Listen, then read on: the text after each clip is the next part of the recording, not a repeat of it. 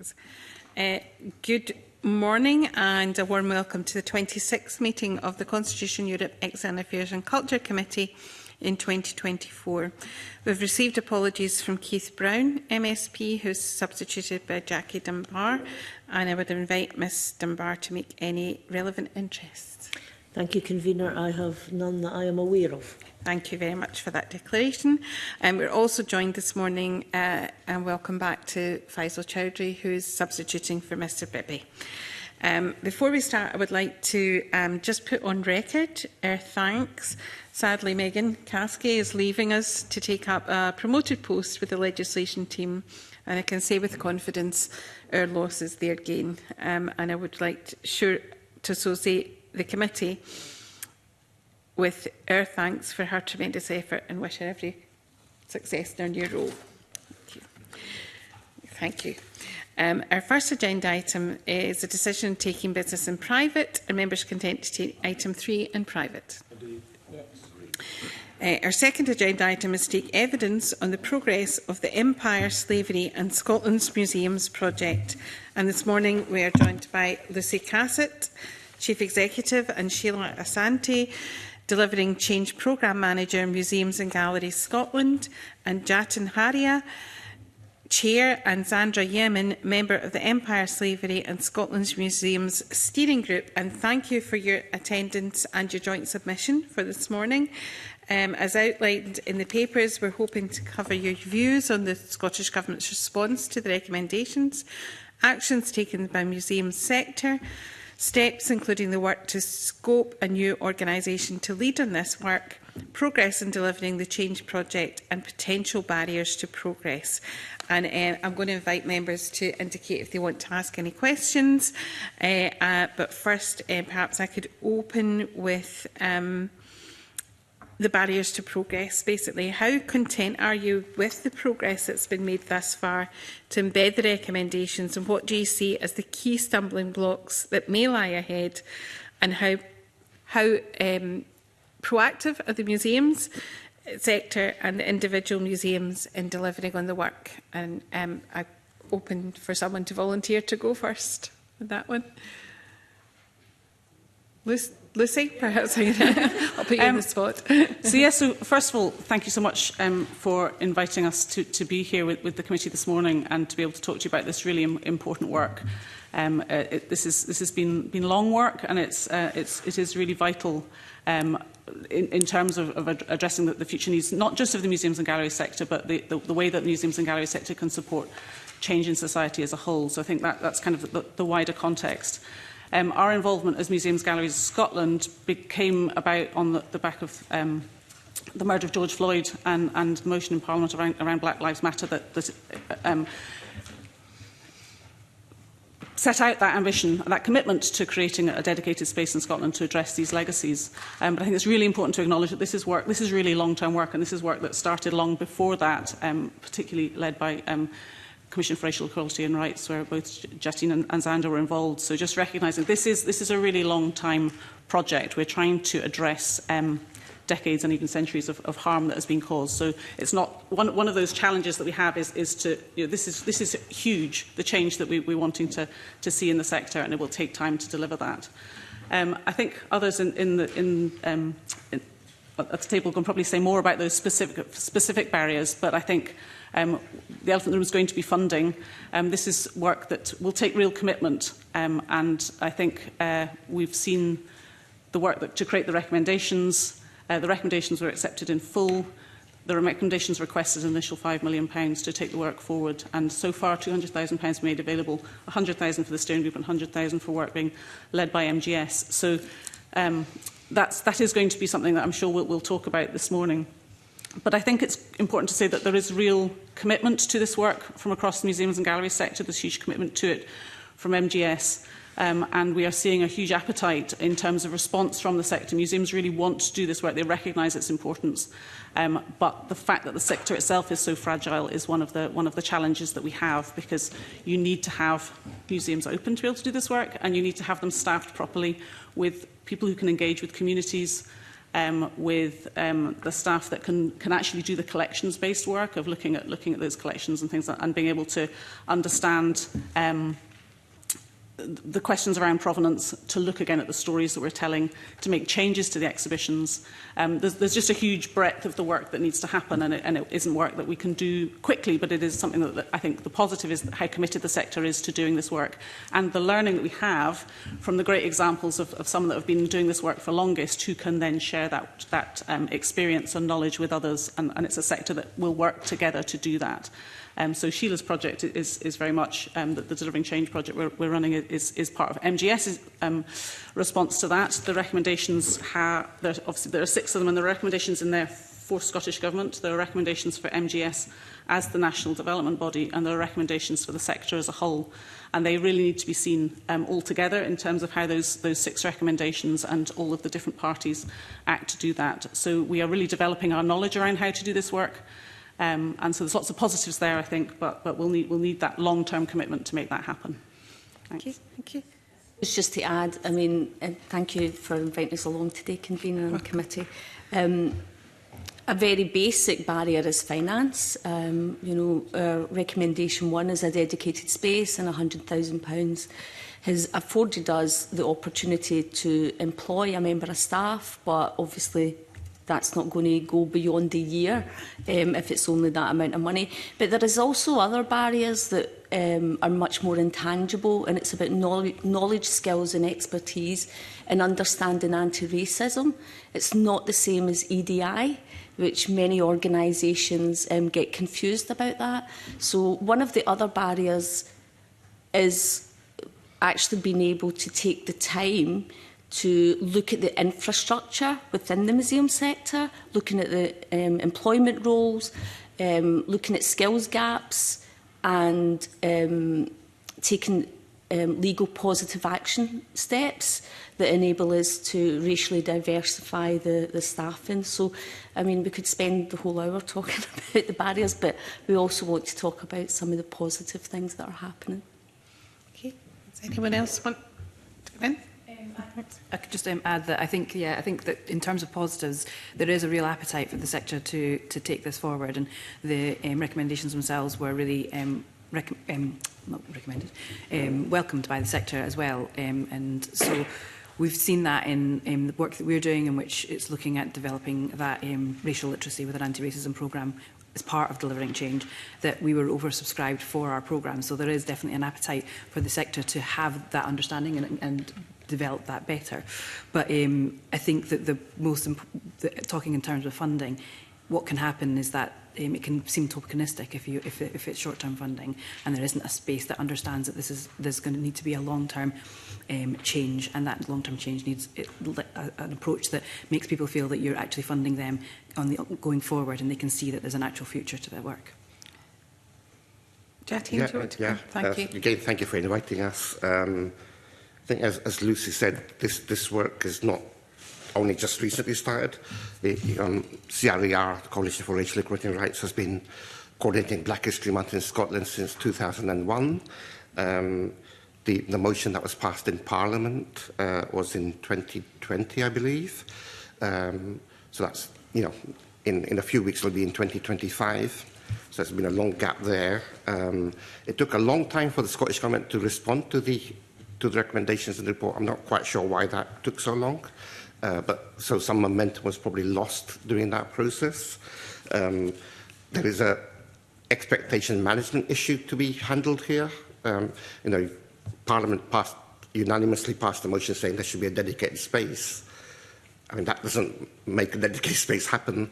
And yeah, I'll not say much more about the funding because other people have said it, but we could waste that 100,000 if we don't continue funding something, because it will just be wasted if whatever we do comes to an end in a year's time. Is not just the money, but all of our time and effort would have been totally wasted, and expectations will have been built up. But the other thing I want to say is, although the focus is on museums and galleries, this issue is much, much, much wider than that. It's about building an anti-racist Scotland. So although there are educational recommendations and other things, this is just one part of the whole picture here, but quite a key part. And I think one of the issues why museums need to be involved is the history behind it all. And I don't think Scotland, we've done a lot more work in recent times about Scotland's role in slavery, not so much, in my opinion, on empire. So there's a lot more research still to be done. And again, that takes money by researchers, historians and things. It's probably easier to look at slavery because that was more of a state-sanctioned thing. The empire connections are a lot more individuals who were involved from Scotland. So that's going to take a lot more digging into what was Scotland's and Scottish people's role in all of that. But yeah, I think if we're serious about this, then the money has to be there, not just from Scottish Government necessarily, but the funding has to be there to get to where we want to be. And yeah, as I say, it's not just about museums. Just to add to that, if you don't mind, Convener, this is not abstract, so this is not about history. This is about the present. And the reason, from my perspective, why we started a museum campaign in 2014 was to enable the whole of society to absolutely understand how racism in Scotland is not an abstract concept. It actually has an impact on all of our lives. And most people from early years through to adulthood, you know, even if your parents don't take you to a museum, schools do. And the fact that museums are a great example of a colonial project, you know, that's what they're from, you know, they're part of the colonial system. They are repositories of humanity by using collections, so we can really tell the stories by using collections. So it's one of the reasons it was seen as a very important tool in targeting, you know, anti-racist practice, to enable people to understand that it is not an abstract concept and it's not something that is just something for our history books. Thank you. I'm going to move to questions from members. Alexander, did you want to? Thank you, Convener. Thank you very much. Nobody denies the ambitions that are in place in this project and the ability to make things happen you've all identified will probably come down to cost and financial constraints because museums and galleries provide a huge opportunity for individuals to see, understand and gain some knowledge from the past. But you've also talked about how you manage for the future. But in reality, when we've heard from the sector that timings, processes have to change to survive, that you're finding it difficult to recruit the next generation of individuals from the sector, how realistic are you that you can achieve in the short term some of the goals and ambitions that you wish to try and achieve? Because no one's denying that the process is there, but at the same time, I think the obstacles that are in front of you, even today, before we go into a budget process that we know is difficult, I cannot see it fulfilling its ambitions in the short term because of the financial constraints you're going to find yourselves in. And as I say, Lucy, you've told us in the past about the difficulties that the sector is facing. And as I say, the complexities of attracting investment, attracting financial support, even as I say, attracting individuals to join you as a short-term job because it's not perceived as a career. Because of the financial constraints. So it would be good to tease out some of that, because yes, you want to try and identify and progress things, but if you're not in a position to do that, I don't know how we fulfil some of the ambitions you have. Thank you, and that is definitely a real, you know, those are the challenges and the realities that we're grappling with at the moment. What I would say is that the future of the museum sector is not to stand still, it has to evolve. And so it's not about trying to preserve things or trying to get enough money to do all the things we're doing the way we're doing them at the moment. So we are looking at a programme of change, and that's about choices. And part of those choices have to be about how do we serve Scotland's communities, and how do we serve all of Scotland's communities? So in that programme of change, how do we decide, how do we make those choices about the stories that we tell? How do we choose which exhibitions we do? How do we choose which communities we work with? So I think this work, which has, the research gives us such powerful information about the challenges that we have. We talk a lot about all of the areas where we know museums can have positive impact. What we've identified here is an area where museums are actually causing harm. So it's like we actually cannot not address this. Mm-hmm. So I think in those choices and in that evolution as a sector, we need to be looking. This is really one of the really important lenses we need to look through in terms of the choices of where we choose to invest and what sort of activity. Because if we're going to run an education programme, let's look at what we've not done. If we're going to run some community programmes and make commitments to working with some people, who have we never worked with before? Yeah. It's not just the sector workforce, which is not as diverse as it needs to be. Similarly with the audiences. So if we're making that call for public money, we need to make sure that public money is serving all of the public, and that human right to access culture is something that we take very seriously. And understanding the community link, I think there's a vast opportunity here to see what you can marry together in what your ambitions are for this process and this project, but also what you can do within a community. Mm-hmm. And some communities will be much more receptive than some other communities within Scotland, and that's already been identified. So it's about trying to get the message across to the harder to reach communities. I would suggest is where you need to try and identify, because there is an element of culture and where we know we are, but it's trying to make sure that it's broad enough and it's wide enough to go into the areas where it's more difficult to get that communication and to get that understanding. I think communities, first of all, need to feel welcome in your spaces. And I'm sure that both Sheila and Zandra can come in on this in terms of work that's happening with communities. But maybe just... So, I love your question. Thank you for that question. Because it is about infrastructure, and you're absolutely right, and that's what we're working to. So I'm in a privileged position, although I'm part of the steering group. I work at the University of Glasgow in the Hunterian Museum. So I am right in a university museum that actually provides the education for emerging museum professionals. So a lot of my work that I do there is part of teaching. Mm-hmm. But something that we're also looking at, and this is what I mean about time, it is about time. We need time, we need finance, we need time, is also looking at positive action programmes that enable us to bring in more racially diverse people to choose museum studies or museum education as a topic for them. So this isn't like a year's project. This is not a project. This is about embedding change.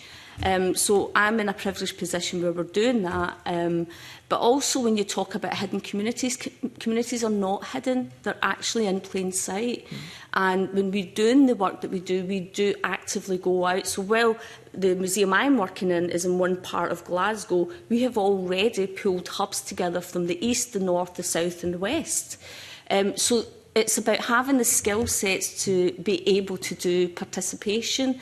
We've developed a participatory framework that enables us not only to think about participation with external stakeholders, but also internal stakeholders. We also have to know how to put participatory practice internally as well as externally, because if we can't do it with each other, with our colleagues, we certainly can't do it with communities outside.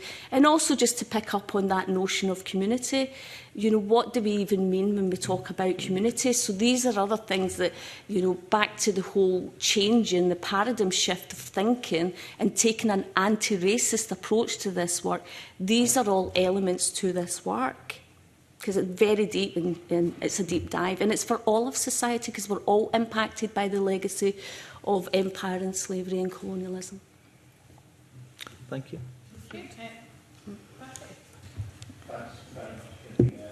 Good morning to our witnesses. I think I'm going to leave the finances a little bit, because I actually think that's questions that we should be putting to the Cabinet Secretary when we see the budget next week, and where this agenda sits within the expectation of a rising culture budget.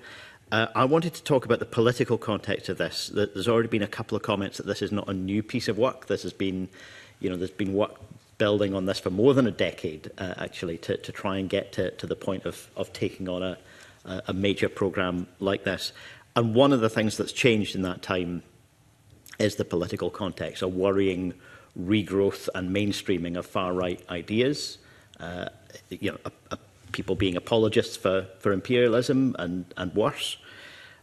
Has there been, that you've detected, any growth of a backlash to the agenda that you're trying to pursue here, either in terms of reluctance or resistance within the sector, hostility from media and social media, or even public reactions in relation to interpretations of existing collections and so on?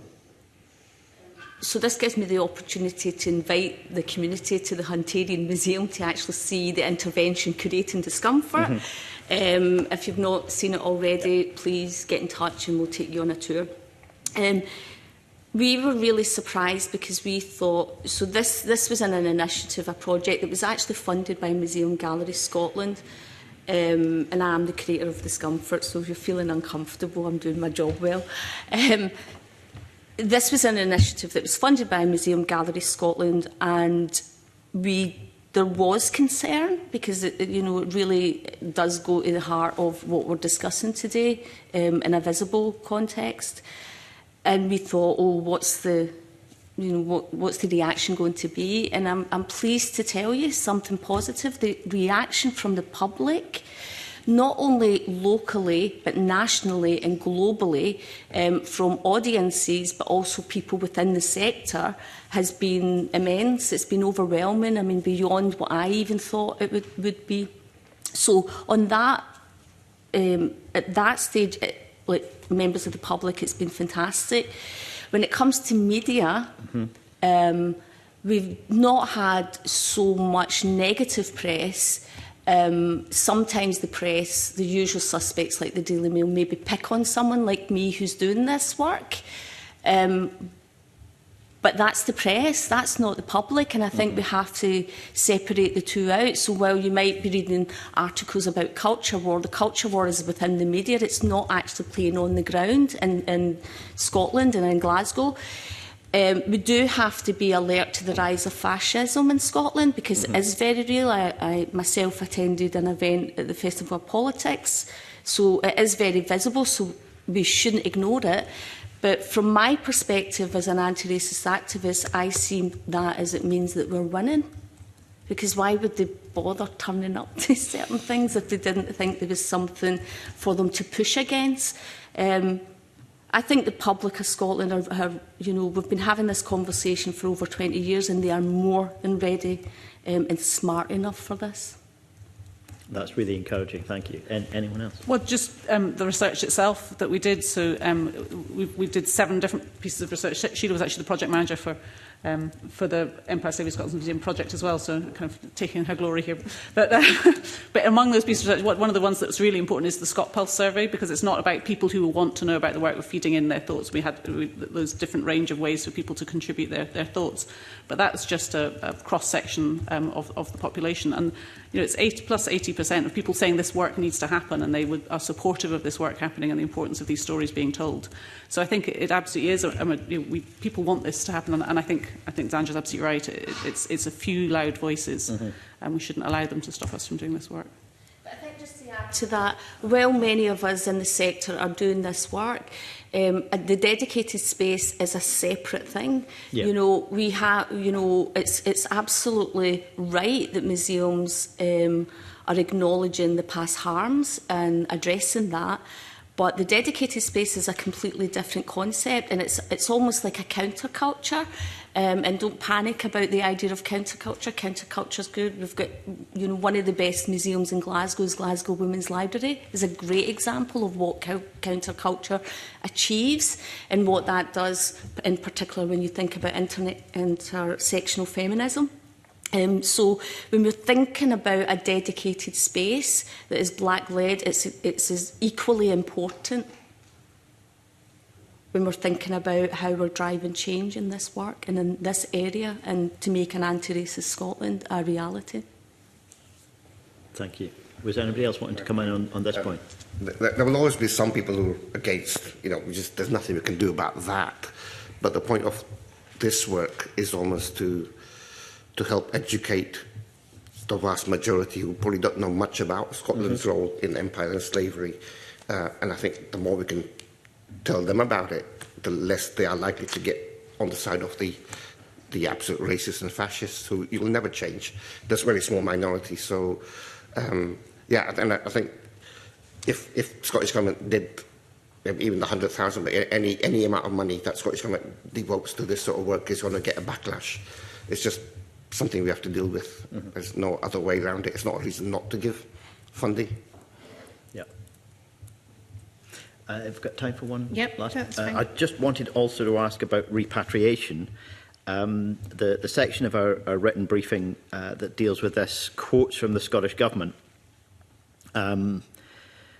where objects are proven to have been acquired unethically. We strongly encourage that museums consider repatriation or rematriation of these objects. And that phrase, where objects are proven to have been acquired unethically, could mean everything or nothing, it seems to me. I wonder whether there's any further work needing on actually defining what that means, whether the context of imperialism in itself is enough to evidence unethical acquisition, or whether a different, more specific or precise definition is required, so that any decision not to consider taking that action can be challenged. It's a really interesting question. I mean, I think it's an area where we're evolving the practice. There are clearly objects which we know, there's a lot of objects that very clearly meet that definition, and I think we start there. And I think we keep developing the thinking around that as we build our knowledge. The examples of the return of the Benin bronze, which is clearly a punitive raid. There's no question around the unethical acquisition of some of the objects that are in our collections. So I think if we begin the work there, then we'll gain more confidence. Not all collections are. There are other ways in which repatriation happens as well. And there's a really interesting example from the Hunterian of where a museum is voluntarily returning an object.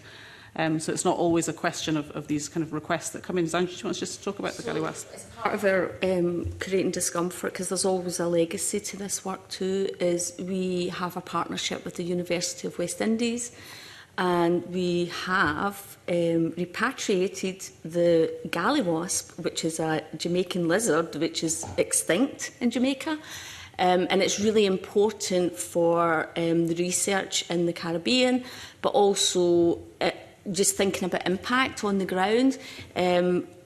Lizards are very scary in the Caribbean. There's a lot of myths around them. So even about how it can impact on a society when you've actually got even the specimen, it's really far-reaching. So when you talk about repatriation, I mean, I agree with you, Patrick. Like, you could argue that, all acquisitions are unethical because it's part of the imperial legacy. And there is a lot of work being done across the sector around this, where it's not only punitive objects that are being repatriated, and the Galliwasp is an example. It's the first natural specimen that has been repatriated in Europe. So even looking at other parts of the collection, and not only the well-known that most members of the public would know about the Benin bronzes, but they wouldn't think about some of the natural history specimens. Yeah. So we are doing a lot of work in this area, but what is very key in this is everyone is taking on its own merit. So we don't want to see museums scrambling about going, can you take stuff back? Because it's back to infrastructure as well, and we're also working with partners in Australia. There is other government bodies that are involved in repatriation, so it's just great to see that the conversations are opening up around this, because there was a time when they weren't. So again, there's a lot of movement happening in the sector around this. I was just going to say, and I think, kind of moving on from what Zandra said and what Lucy said, I think it's really just it's opening up those dialogues, continuing to have those dialogues, and centring the people whose objects that we hold, centering those in the Global South. So it's not just that always will be a repatriation or rematriation, but it's centering the voices for whom this is really important and who need to be part of the conversation. So it's not just that we are having those internal conversations within Scotland, but what does that look like for those in the Global South as well? And just that point around capacity, around curatorial expertise, around you need to have that takes the time, the research has to be done to be able to just look at that, and where organisations individually may be struggling with that. There's some interesting projects looking. There's a project we've funded called Reveal and Connect, which was a partnership between the National Museums and the Universities of Glasgow, Aberdeen, Edinburgh, and also Glasgow Life, which is looking at taking the essential expertise to look at the collections around the museums in Scotland. So again, some good practice there in terms of looking at what people hold, because there's a lot of material we have in our museums where we don't really have good information about it, that may have inaccurate labels and so on, and inaccurate information that's held about it. So there's a huge piece of work to be done to be able to identify, which are the objects that how do we hold those objects, and which ones we shouldn't perhaps be thinking about working differently.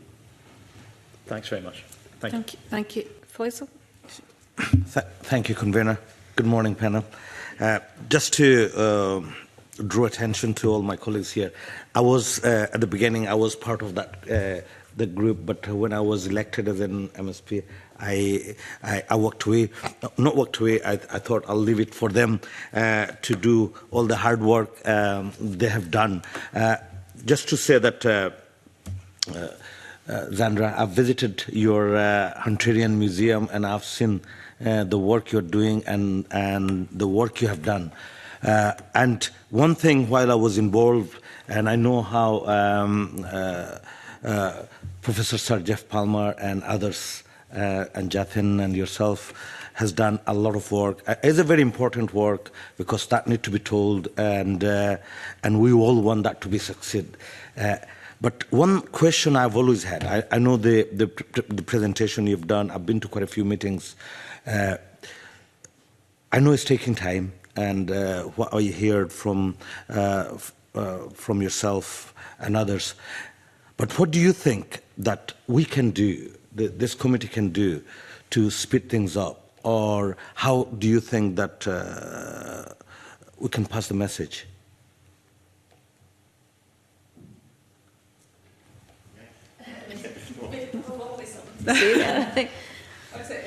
It's great that you're holding this session and giving this time to consider that to this topic.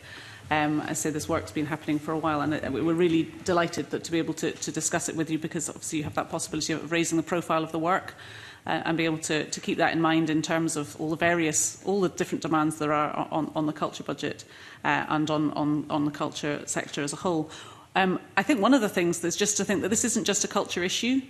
When we did put something in the papers there about the anti-racist Wales, what's happening in Wales, where Wales as a nation has made that commitment to being an anti-racist nation by 2030. And that's not just seen as a culture issue, but the culture sector is seen as crucial in achieving that kind of culture change that is needed, and therefore long-term funding has been put, multi-year funding has been put forward through culture to support cultural organisations to be responsive. So I think just think about this isn't just a culture budget issue. I would encourage you to perhaps to think wider across Parliament. I know this is the Culture Committee, but the connections that you have, because the role that museums and galleries can play in supporting the change we need to see, including in working in partnership with education and others, and obviously the equalities agenda, then I think we shouldn't be seeing it as just a museums and galleries issue. And just to add to that, I think it's about also recognising power and responsibility.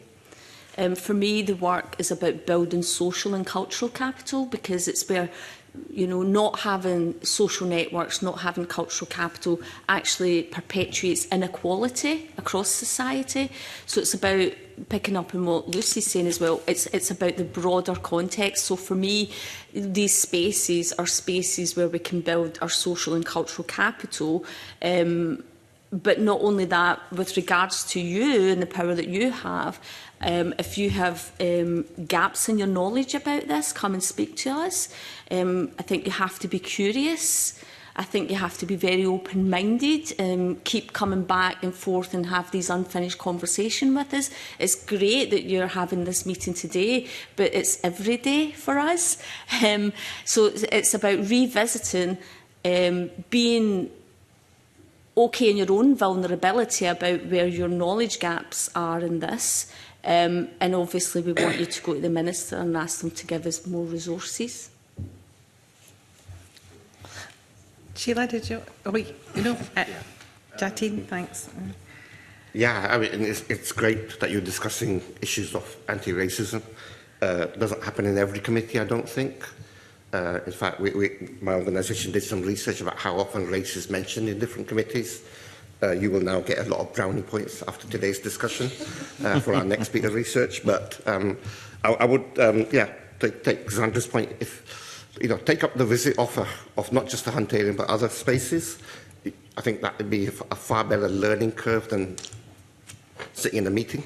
I know it takes time and things, but Lucy says this is not just a culture budget issue, but it's not just a culture issue either.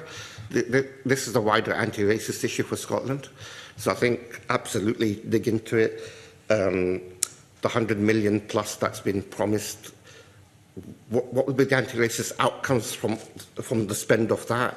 That's where you need to be questioning things. So it's not just about a dedicated space or museums and galleries, but the wider culture budget or the wider cultural agenda that is your remit. What is the employment rate of minority communities within that 100 million that may be spent in the next few years? What are the different programmes that are funded? That sort of thing. And yeah, within that, we're only asking for 5 million to really push this work forward out of that 100 million. So, Parliament passed the motion, unanimously passed the motion in 2020 saying there should be a dedicated space. What was the point of that if there isn't going to be the resources to pursue it? So there is questions to be asked of government, of the wider Parliament as well. But definitely within your own remit, dig much more into anti-racist or demand more anti-racist outcomes from the work that you have a focus on. Well, I have, sorry, Faisal. The other question I had was, obviously, quite a lot of museums are making change. They are having a dedicated space and showcasing the history. How is the group working with MSG and other organisations? I think we have to have an understanding that there's output, what we see, and there's what's happening behind the scenes. So any museum can put an exhibition in place. That doesn't mean it's an anti-racist space. Any museum can do any output, but actually, back to what we said at the start of this meeting, it's about the infrastructure internally. There has to be a lot of work. For me, it's about thinking in public. So, while they can have a dedicated space within a museum, there's no thinking in public of what's been achieved to get there. I would say that all of us sitting here, are working across the sector. I know I can give you lots of work that I'm doing across Europe, I'm doing globally. This is a global conversation. It isn't just Scotland. It's happening locally, nationally and internationally. And I say we're all part of that conversation in different ways. For me, I chose the museum sector because I thought that was a great space for my anti-racist practice. And so, yeah, I'd say we're all supporting, we're all members of different groups that are supporting the museum sector, not just in Scotland, but beyond. I'll answer your question about the work of the steering group in a second, but I think with sort of localised spaces, there's a great danger of a backlash if they're not handled properly. So it's not just having a space, it's what accompanies that. I'll give you one example. In the Glasgow Empire Museum space that there is in Kelvin Grove, there's a very historic book with very racist language in it, which is opened so school kids can come and see that racist language. Now, our fear is, well, they're going to see that and then it's going to be in the playground the next day. We've raised this with Glasgow Life. They think there's no problem. But if there's no educational piece behind why that book is there and why the language was used when it was used, and I haven't seen any sign that that is there. I'm not saying it's not there, I've just not seen it. But that could actually make things worse than having no space there. So you can't just do this, ad hoc like that. It's got to be much more coordinated and much more in the round. So in terms of the steering group, I think what we've learnt with hindsight is getting a group of people together to look at research was a whole different, much easier ball game than getting a group to look at how a dedicated space can come about.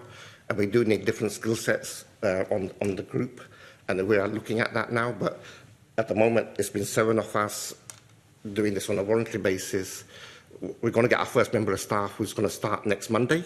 So I think things will pick up then and there'll be a lot more connections made after that. But it has just taken that time to get to where we are, which is disappointing, but, it's at least things will move on after next week.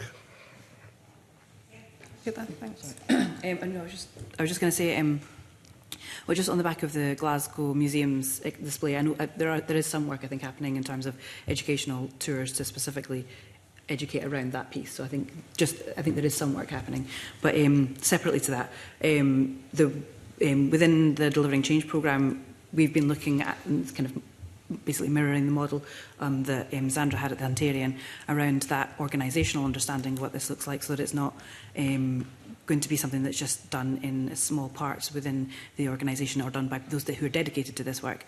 And so we have 19 museum transformers who themselves are going through a programme of anti-oppression work which is focused with anti-racism as the kind of main focus, and then building on that to look more generally at what that looks like, ensuring we are intersectional in our approach to all the work that we do.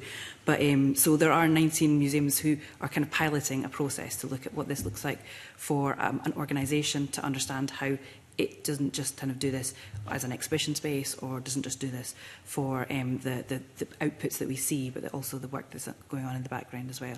So there is that appetite for them to really kind of interrogate how they work together as well, and how they do this as a whole. Thank you. If you don't mind. Yeah, that's fine. I know you've mentioned that all the work is done by volunteers, and do you have the expertise, or do you? I mean, Lucy talked about the Wales model. I mean, has the group contacted or has been in touch with anyone in Wales to see what their model is working? I don't know if anybody else has, but I've had, since the beginning of the Empire Slavery in Scotland's Museums, when we were working on that project and then moving into the Delivering Change project, we've kind of maintained those communications around the work that they're doing, and the different kind of connections I've had from across the museum sector and the government sector, and then also some freelance work there. And I think what's been really interesting is that they had made a dedicated change to their curriculum, and as a result of that, there was that also dedicated funding, and coming together, that there was a massive push from the education sector coming into the museum sector to be able to then understand that curriculum, and they came to the museums to understand that curriculum. So there was a huge need for the museums to upskill really quickly. There is some lessons learned about how you can expect that upskilling to happen so quickly, but also the lesson is that when you change a space, then another space then needs to also catch up. And so, and as I say, the museums were seen as a place that can tell these stories, and for people to be able to show using the objects that were collected and connect directly to these histories. So there is lessons to be learned in creating, ensuring that there's the spaces are ready, but it is also really important to show that those are directly connected, and the education sector could see that direct connection to the cultural sector as well. I mean, we all keep abreast of what's happening out there politically, particularly around anti-racism, but racism is a shapeshifter. So what works in Wales might not work in Scotland. So we have to be very mindful of that because the political context is different. That, for me, has always been quite an issue when we do this work, because you're buying in someone who's actually got no understanding of the Scottish context. And I think that's something that why the dedicated space was very important. I mean, I'm involved in some other grassroots work, like the Black British Museum in London, the Migration Museum, but that's not the same context of what we're going to have in Scotland, but it doesn't mean that we don't work with these groups. So there is a lot of things happening, Fawzo, around this that, that comes from the grassroots. I think we have to be mindful that, you know, we're in this committee room at the Scottish Parliament. You know, these conversations started at the anti-racist grassroots level, and we're now here today. And so we should always honour that, I feel. So while we do look at policies, different government strategies, not only in the UK but beyond, we also have to, it's like what your colleague said earlier about the hidden groups, we also have to keep ahead of what's happening at the grassroots level, because even within the museum sector, many community museums have done better work than some of the nationals. So it's actually being quite mindful of that too. And I'm not a fan of cookie cutting. I think we should develop our own work. We can draw from expertise, but we should be able to develop our own way for Scotland.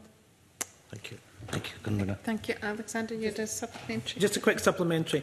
You know, you've talked about the lessons being learned and the balance that needs to be required. And now the survey that came out, there was a bit of negativity within that survey when it talked about within the report here, and it said that a number of respondents expressed frustration with the perceived pressure on museums to interpret all the links with empire and colonialism in a negative way. So how do you respond to that? Because that's part of the equation as well.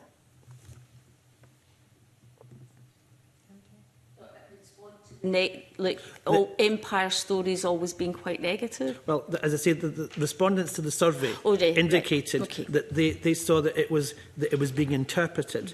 That the empire and colonium should be seen in a negative way. So that is an area that individuals have felt there is concern about the whole process. How do you respond to that when you're trying to get the balance and lessons learned? What's beautiful about that is that proves there's a need for education. So I can give a very specific example that might enable us, you know, that's not in the abstract. So we have a statue of James Watt. And James Watt is someone that we all know is a global figure. He's memorialised in many countries for being the inventor of the steam engine. But we also have evidence that James Watt was a human trafficker. You can be both things. So we have a museum that talks about this, and an object, a statue that talks about this in the Hunterian. And what is so exciting is we get a lot of response from the public about that. So some of the public responses, and it can be like a blog, you know, they'll say this is great that you're doing this work. And then other responses are, leave our statues alone, don't be saying this about James Watt. What that is telling you is this is a part of history that that person never knew about. So for me, that means that you know, there is a real education need in Scotland for us to know our history. Nobody's all bad and all good. And you can be two things at the same time. So for me, it's about enabling us to think critically about who we're memorialising, and there is both positive and negative to that, because for some people, the invention of the steam engine is wonderful, but I don't think anybody would say human trafficking is wonderful. So that's kind of how you deal with that. It's not about being challenging or saying you're wrong. It's about educating, because you don't know what you don't know. Okay.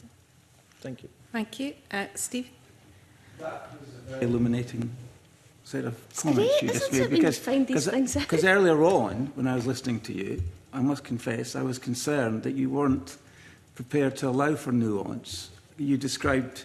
I thought you were describing people who didn't quite see the world through your lenses, as racist and fascist. That's not the case. No. Do you want to say a bit more about nuance and the importance of nuance in the way we tell this story? Okay, so the nuance is, and it actually does come from my own lived experience, you know, being born in Glasgow in 1968, you know, a South Asian Punjabi Sikh father, a Scottish Irish Catholic mother. So you know, that impacts, you're right, that impacts the lens of how you view the world. Being born a month before Enoch Powell's Rivers of Blood speech, where, you know, you have a politician using immigration, you know, to progress their careers, you know, so obviously I do have my own view of the world and how society has treated me. But it's through that you have this understanding. For me, I don't see people as racist. What I do see is the engine that drives it. So my work is about structures. It's not about individual behaviour. It's what are the structures, what is the engine that drives prejudice, that drives inequality, that you know, and education's part of that too. Like, you know, when I first started delving into history, I was shocked as a Glaswegian that I didn't know half the things that I know. And I don't think that's okay. But do you understand concerns that people have, and I would be one of those people, that political activism chooses, you've been very honest, you are a political activist, you've chosen the museum space as a vehicle to promote your view of the world. That's not an unfair thing to say, is it? Not. So, for me, being an activist is about social and political change. So what is an MSP? You know, I think we have to actually think about what we mean by activism, because activism, if you look at the definition, it's someone who wants social and political change. Is that not what a politician wants? So I don't know the difference. Absolutely. It's just that perhaps the traditional view of a museum, as would be the traditional view of a school, is that you don't go there to be re-educated to a certain way of thinking. You go there to have your curiosity piqued, to have your desire for learning enhanced. No? Well, I would say a museum is a space where you go for education. So would you not want to know the unvarnished truth about your own history, or do you want a view of a history that is comfortable? I deliberately used the word re-education because that is how some people might view this.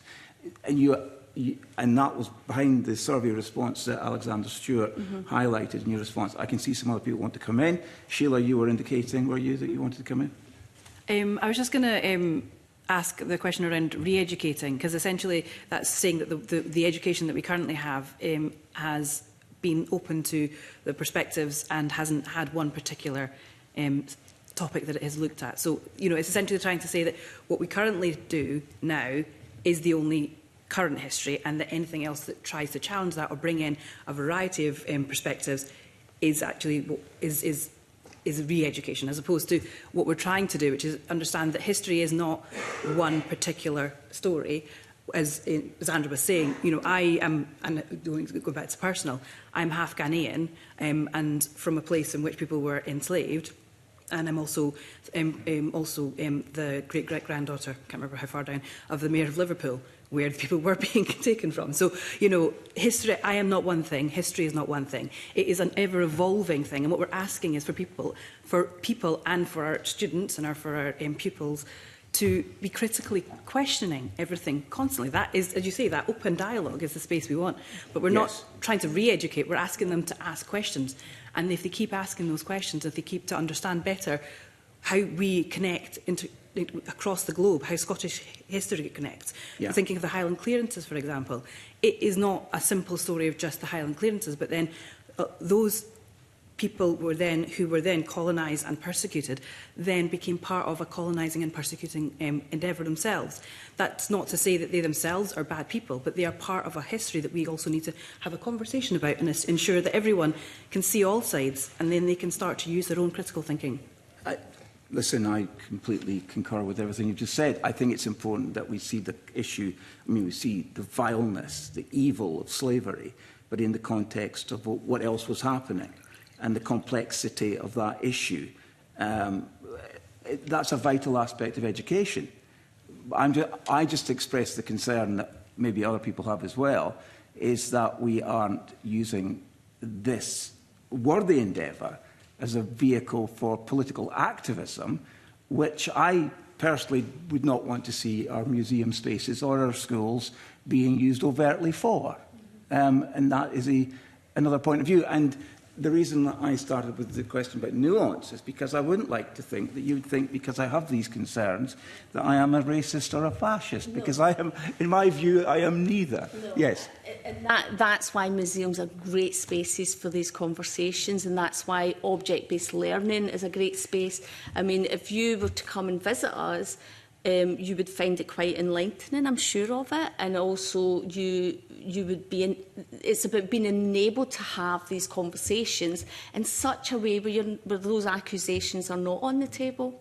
Right, that's the point, we have to be able to let these things bubble up. That's really good to hear, because I listened to Jatin. He had a couple of things to say that I want to come back to him on, and others can comment. Because you mentioned specifically the exhibit at Kelvin Grove, which I have been to see. And I came away with a lot of concerns about the stuff that I saw and read on the narratives that went with the objects that were on display. And that kind of feeds into my broader concern that I have already articulated. Let me ask you specifically about your frustration about a vote in Parliament that hasn't resulted in anything. And I hate to be the bearer of bad news, but that happens quite a lot in the Scottish Parliament. We have votes on all kinds of things and nothing much changes. I can assure you I'm as frustrated as you are about that. What would you like to see as the dedicated space? Are we talking about a standalone museum of slavery that tells the whole story of Scotland's connection with slavery? And as I've made it clear earlier, we all agree it's an evil thing, or are we talking about within an existing institution? I'm not sure the motion was very explicit about what it meant by dedicated space. And what would it look like? I think a lot of that is still open for consultation and decision. But how did you interpret it? So one thing the people involved in the steering group are agreed on is it's not just about slavery. It's about empire, slavery, colonialism, and migration. So it's a wider thing than just transatlantic slavery. I think there's a lot of merit in a central dedicated space than lots of very small piecemeal exhibitions around. I think those should, where localised museums need to do that, they should do it, absolutely. But I think a dedicated central space would be a better option, and it would be able to support those localised spaces in a way.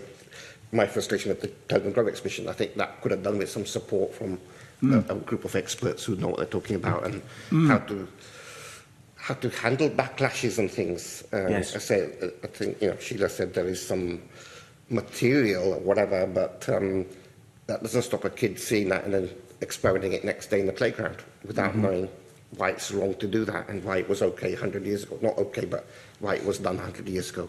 But that's just my personal view. I think there's a wider consultation. And I know certainly politicians have said, I want it in my area if there's going to be a space. I think what does it actually look like? Describe the experience. The experience would be somewhere, we don't have a lot of physical objects for colonialism, migration, slavery in Scotland.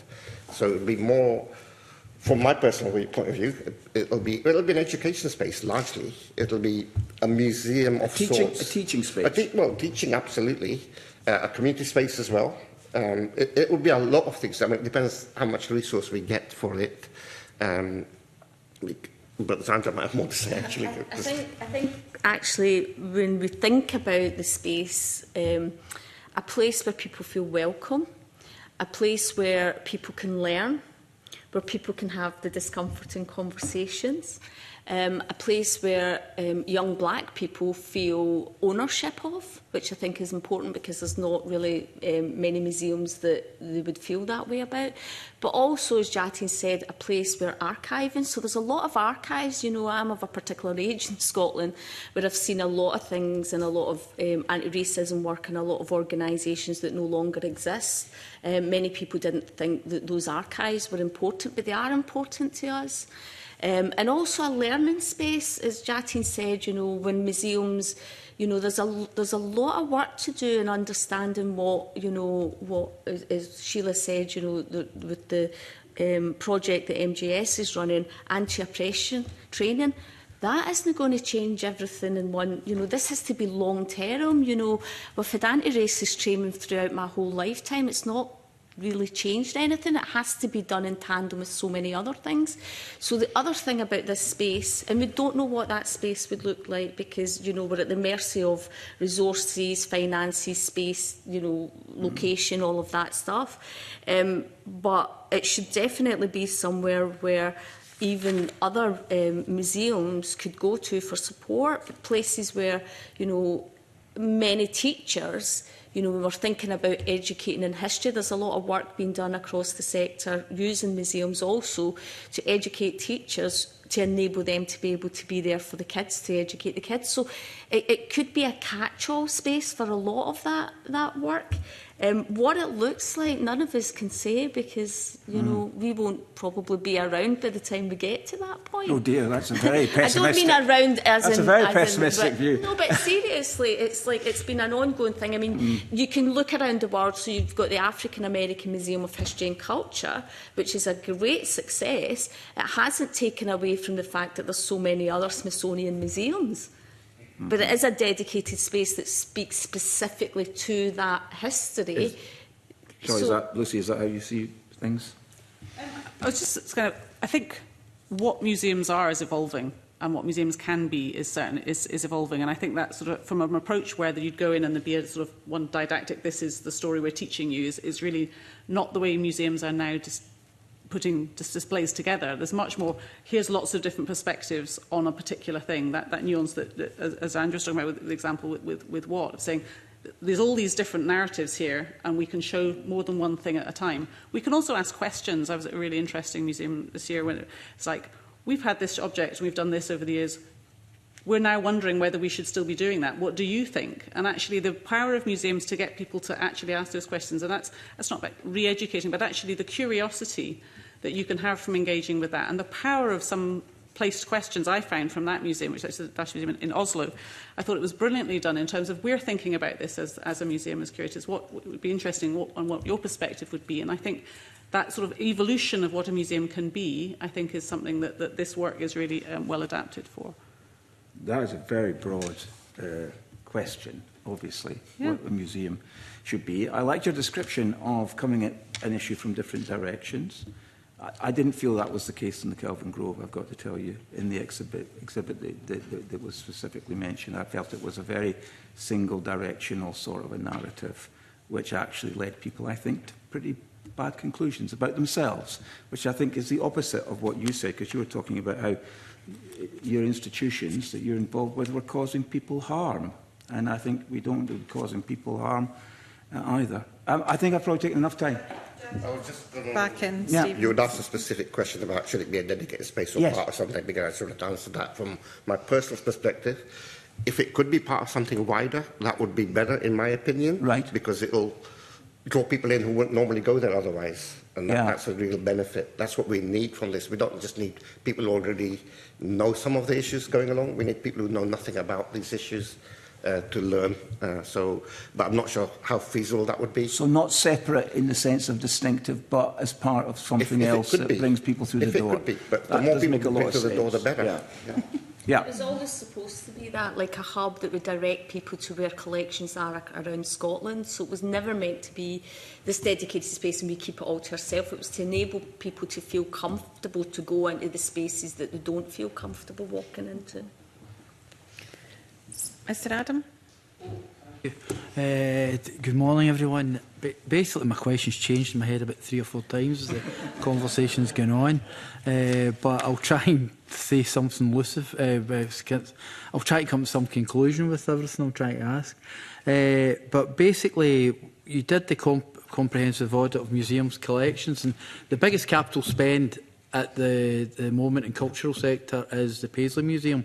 And if I use Paisley as an example, you know, I'm wearing a Paisley pattern tie, famous for the town. I've gone over town because it's black and white, it's at Murn as well. But I'm going totally Paisley today. But the thing is, a lot of people in Paisley probably don't know the history of the pattern itself and the fact that it's steeped in empire and colonialism. And the fact that it wasn't a wee wifey or a man in Paisley that decided in their weaving cottage to make a Paisley pattern. It was something they took from India, because it was originally created in the 11th century in India, so it became popular here in the 17th, 18th. Do you not see, hopefully, I know the Paisley Museum, for example, is going to do an exhibition on the pattern.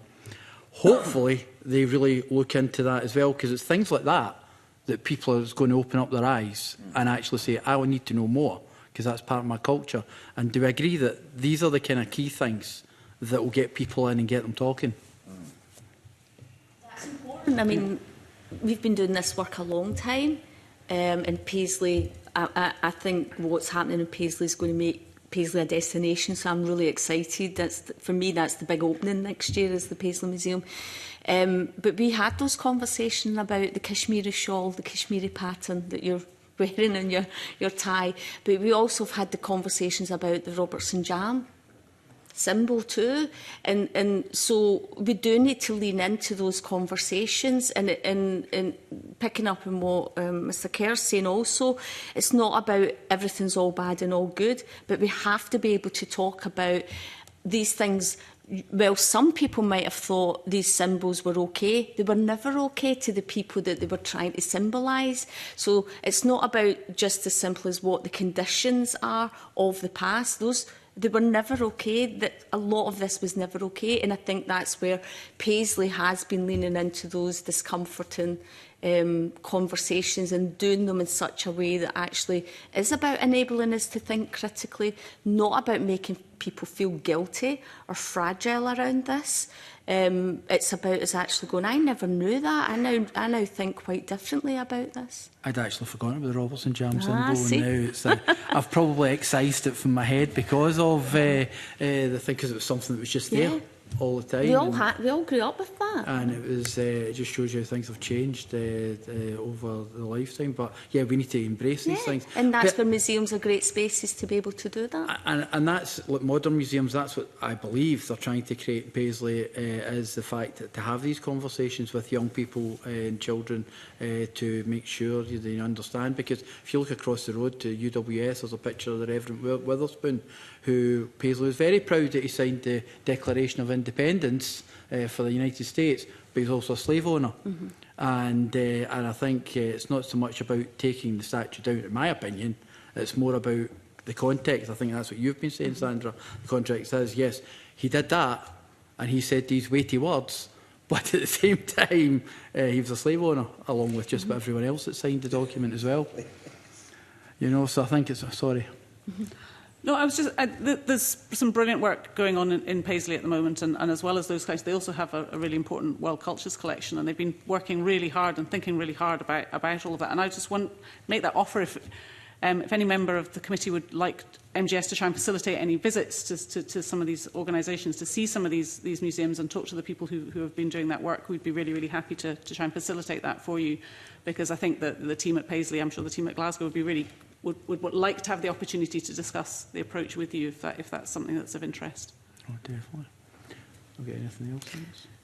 Is everyone content? Thank you all for your attendance this morning. I remember speaking in the debate in 2020 and saying looking at the model of the National Theatre Scotland and saying I wanted it to be a museum without walls. And I think it's about getting that message everywhere but nowhere. That being said, I did visit the Canadian Museum of Human Rights in Winnipeg. Absolutely incredible work there done to recognise human rights issues, not just from the First Nation people, but right the way through history in the world, recognising all the genocides, even the ones we don't recognise. And it really was profound. So it's a difficult dilemma that you have in terms of trying to make the balance. But I wish you all the best in progressing in the work, and we've taken on board everything you've said about what you want our asks to be of the Government and the Cabinet Secretaries. But thank you for your attendance this morning.